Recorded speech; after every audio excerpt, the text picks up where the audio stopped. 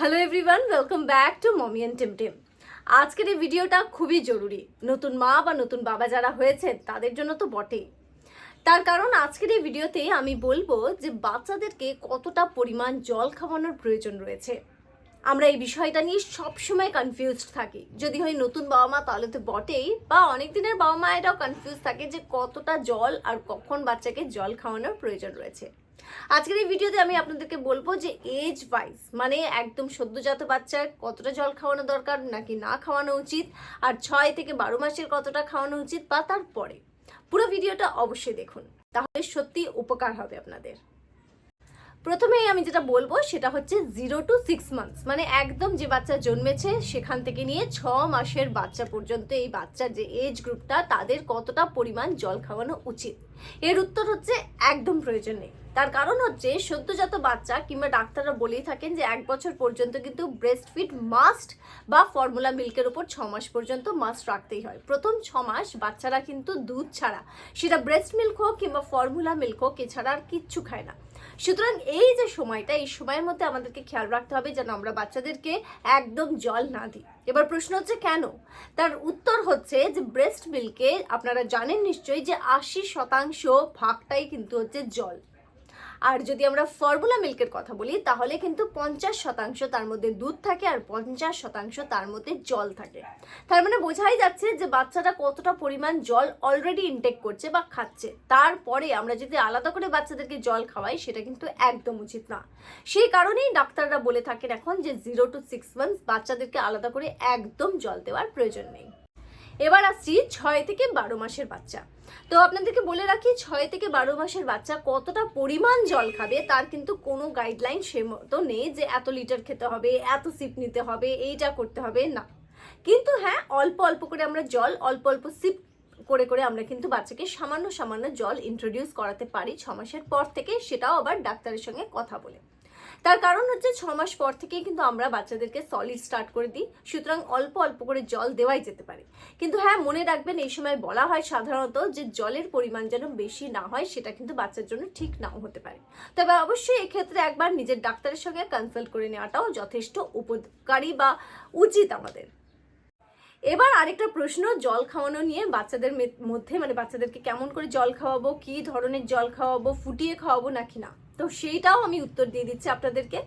আমার বাচ্চার এখন বয়স হচ্ছে 3 বছর, তো আমি আমার এক্সপিরিয়েন্স থেকে বলছি যে 2 বছর পর্যন্ত আপনার বাচ্চাকে কিন্তু জল না ফুটিয়ে খাওয়াবেন না। সেটা যতই আরোর জল হোক, অ্যাকোয়াগার্ডের জল হোক, যাই হোক, ফুটিয়ে তারপরে ওটাকে একদম নর্মাল করে তারপরেই কিন্তু জলটাকে খাওয়ানো উচিত।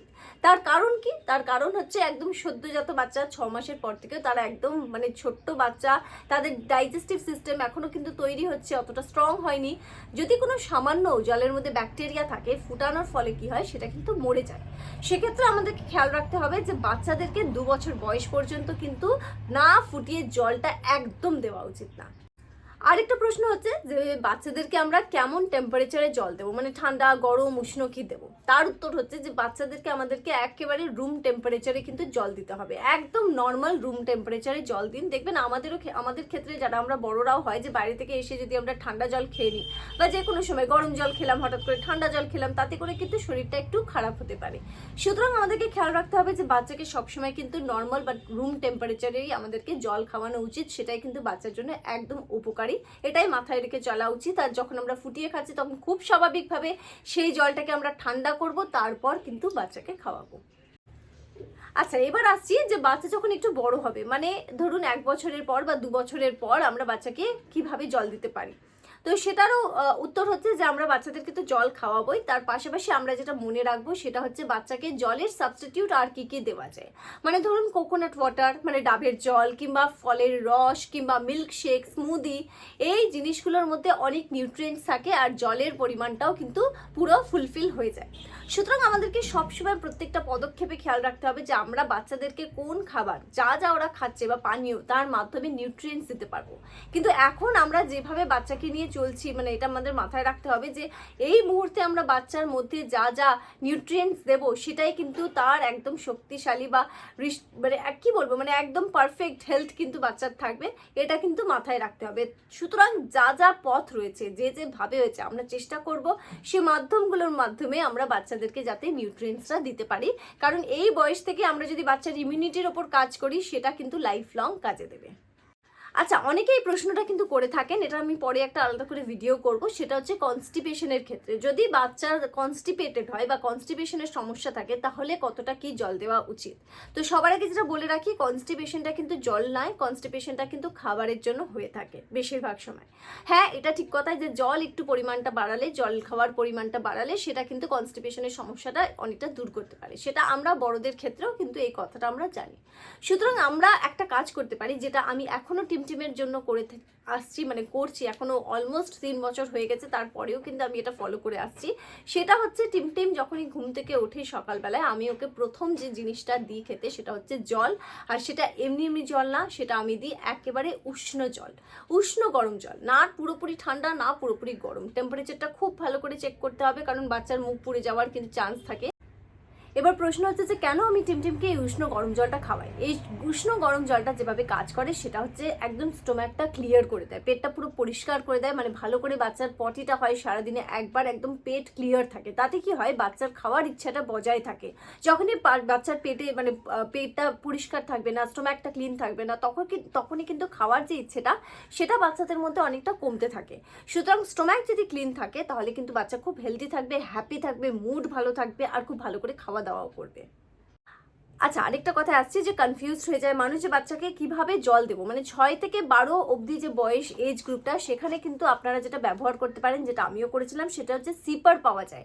আপনারা ফার্স্ট ক্রাই চলে যেতে পারেন, বেবি হাগে চলে যেতে পারেন, কিংবা ভালো ভালো ব্র্যান্ড যেগুলো দেখবেন অনলাইনেও আছে, সেখানে এজ ওয়াইজ 6 থেকে 12 মাস সেটা আপনারা ভালো করে বলবেন।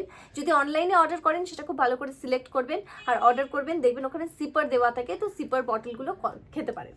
সেকেন্ড আসছে 6 থেকে 12 মাসে, সেটা হচ্ছে পাইপ দেওয়া, ছোট ছোট পাইপ দেওয়া, মানে বড় স্কুল বটল না, ছোট ছোট পাইপ দেওয়া যে বটলগুলো থাকে সেগুলো আপনারা ব্যবহার করতে পারেন। সেগুলোর ক্ষেত্রেও কিন্তু আপনারা ভালো করে সার্চ করার সময় যদি অনলাইনে কেনেন তাহলে এজটা খুব ভালো করে মেনশন করবেন, আর যদি আপনারা একদম স্টোরে গিয়ে কেনেন তাহলে খুব ভালো করে বলতে হবে যে আমার 6 থেকে 12 বয়সের 6 থেকে 12 মাসের বাচ্চার জন্য প্রয়োজন হচ্ছে জলের বোতলে, তো সেরা কিন্তু ওরা রিকোয়ারমেন্ট অনুযায়ী আপনাকে কিন্তু প্রোভাইড করে দেবে বটল।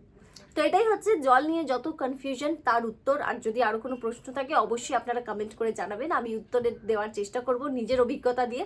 আর সব কিছুর পর আমি তো প্রত্যেকটা ভিডিওতে বলেই থাকি, কোনো কনফিউশন হলে অবশ্যই ডাক্তারদের আগে পরামর্শ নিই, তার সঙ্গে কনসাল্ট করুন।